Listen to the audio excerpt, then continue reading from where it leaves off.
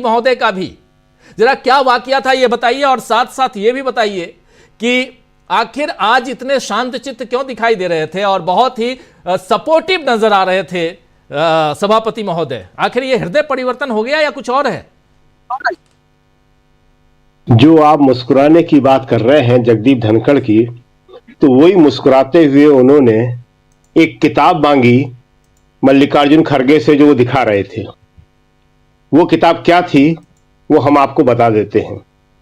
जिस किताब का वो जिक्र कर रहे थे मल्लिकार्जुन खड़गे और जिससे कोट कर रहे थे, तो सभापति ने कहा कि ये मुझे दीजिए पढ़ने के लिए। खड़गे ने कहा कि ये किताब अब मिलती नहीं है, मैं आपको दे तो दूंगा मगर वापस कर दीजिएगा।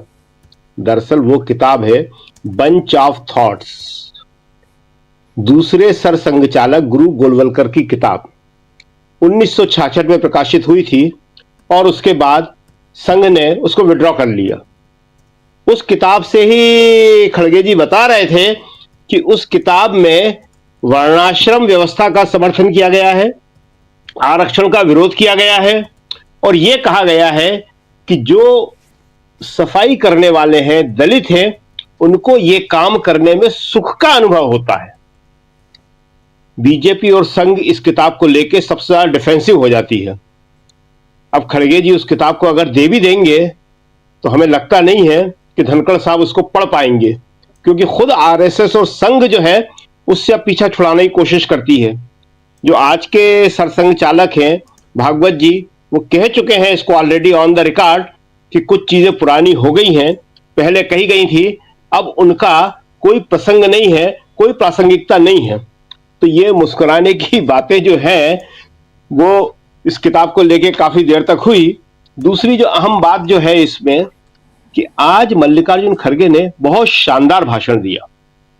उन्होंने जिस तरह से संविधान का जिक्र करके, संविधान संशोधनों का जिक्र करके और उस पर जो मोदी जी ने लोकसभा में बोला था वो कल वो राज्यसभा में भी बोलेंगे, मोदी जी फिर बोलेंगे, कल राज्यसभा में जवाब देंगे संभवतः, तो उसमें भी वो उन सारी चीजों को लाएंगे।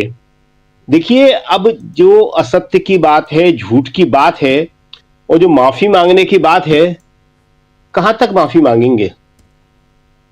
सरदार पटेल की अंत्येष्टि में जवाहरलाल नेहरू नहीं गए थे, ये मोदी जी का इंटरव्यू था। दूसरे दिन फोटो आ गए वो पटेल की अंत्येष्टि में पंडित जवाहरलाल नेहरू शामिल होते हुए। उनकी बातचीत में, उनके संवादों में आपस में यही सारा झूठ और अफवाह। नेहरू ने इसीलिए सबसे पहला जो नारा दिया था, सबसे पहला नारा, वेरी फर्स्ट, अफवाहें देश की दुश्मन है, नेहरू ने कहा। तो नेहरू जानते थे इस बात को। तो आज उन्होंने ये बताया कि जो पहला संशोधन था वो जमींदारी उन्मूलन के लिए था। देखिए, संशोधन की जो बात है ये बताते नहीं है सारे के सारे। ये संशोधन सारे के सारे ऐतिहासिक संशोधन किए हैं कांग्रेस ने। कौन कौन से संशोधन किए हैं, कहां तक बताएंगे? 12वां संशोधन गोवा को भारत में मिलाने के लिए, पुर्तगाल से गोवा दमनदीव को भारत में मिलाया था, भारत की सीमाएं बढ़ाई थी। 35वां और 36वां संशोधन सिक्किम को भारत में मिलाने के लिए। 26वां घड़ी की सुई को उल्टा घुमा दिया इंदिरा गांधी ने, प्रिवी पर्स और प्रिविलेज राजा रानियों को खत्म कर दिए। ये सब बताएंगे वो कहते हैं लहू लुहान हो गया। ये लहू लुहान हुआ था संविधान कि संविधान की गरिमा बढ़ी थी, देश की ताकत बढ़ी थी। जब गोवा और सिक्किम भारत में शामिल होते हैं तो देश मजबूत होता है। जब प्रिवी पर्स और प्रिविलेज खत्म होते हैं तो देश की गरीब जनता, कमजोर जनता को ताकत मिलती है कि सब अब समान हुए, सबको बराबर है, किसी को कोई प्रिविलेज नहीं है। प्रिविलेज शब्द था उसमें, नो प्रिविलेज। 52वां संशोधन राजीव गांधी ने दल बदल में पाबंदी, उसका उन्होंने रास्ता निकाल लिया कि पूरे पूरे थोक में विधायक खरीद लेते हैं और सरकार बदल देते हैं।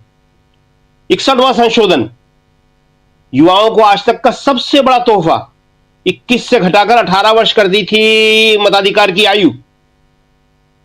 तो ये संशोधन जो है सारे के सारे न केवल जरूरत के लिए थे बल्कि भारत को मजबूत बनाने और जनता को सशक्त करने के लिए थे।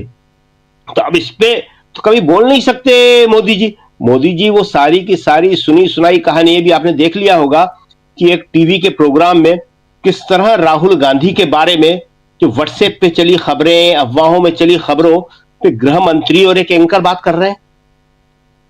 हद है, इतनी छोटी बात, इतनी, अब इनके बारे में कोई कर दे तो कहेंगे मुझे गालियां दे रहे हैं।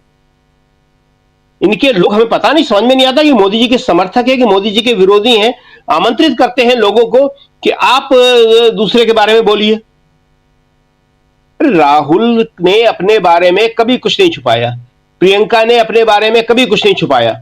आज फिलिस्तीन का बैग लेके गई वो, कमिटमेंट, कन्विक्शन भाई भारत सरकार का है। भारत सरकार जो है संयुक्त राष्ट्र में फिलिस्तीन का समर्थन करती है और यहां व्हाट्सएप से कहती है, अपने लोगों से कहती है कि फिलिस्तीन का विरोध करो।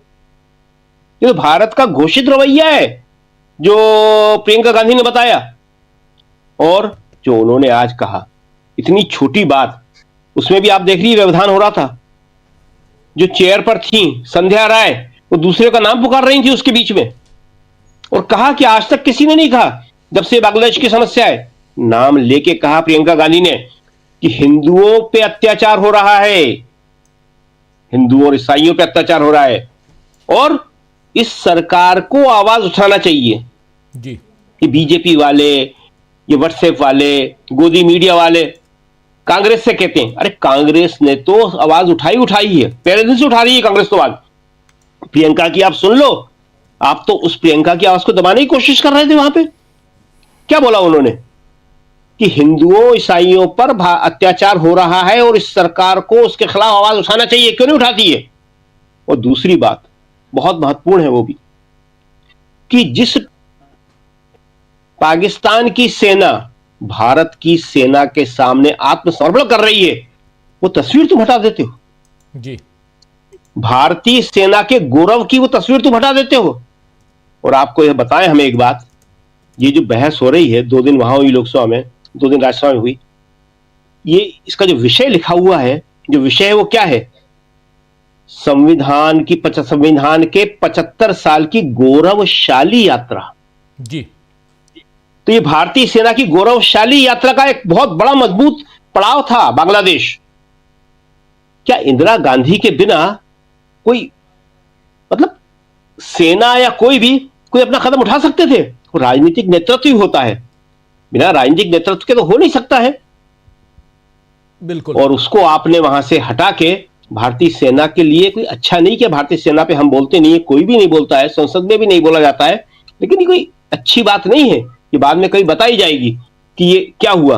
तो आज जो है राज्यसभा में मल्लिकार्जुन खड़गे का बहुत जबरदस्त भाषण था, उन्होंने सब कुछ कहा, ये तक बताया, उस टाइम कोई जवाब, उसका कुछ हिस्सा और सुनाते हैं। और शकील जी दोबारा आपके पास फिर से आता हूं, थोड़ा सा आपको रोकना चाहता हूं। मैं जान रहा हूं आप सम अप कर रहे हैं, लेकिन फिर भी मल्लिकार्जुन खड़गे और धनखड़ साहब के बीच जो बातचीत हुई, जरा एक हिस्से को और। मल्लिकार्जुन खड़गे भाषण देने के लिए खड़े हुए, भाषण दे रहे थे और लंबा भाषण उनका भी रहा, लेकिन सबसे इंपॉर्टेंट बात कि आज मल्लिकार्जुन खड़गे जबरदस्त तैयारियों के साथ आए थे, एक और खासकर उन तथ्यों के साथ, उन तैयारियों के साथ आए थे जहां तथ्यों के साथ छेड़छाड़ ही नहीं बल्कि झूठ पूरे के पूरे परोस कर परसों गए थे। यानी सैटरडे को जो भाषण प्रधानमंत्री नरेंद्र मोदी ने निचले सदन में यानी लोकसभा में दिया था भाषण, उस भाषण की धज्जियां उड़ा रहे थे आज बहुत प्यार से सहलाते हुए मल्लिकार्जुन खड़गे। सुनिए जरा। और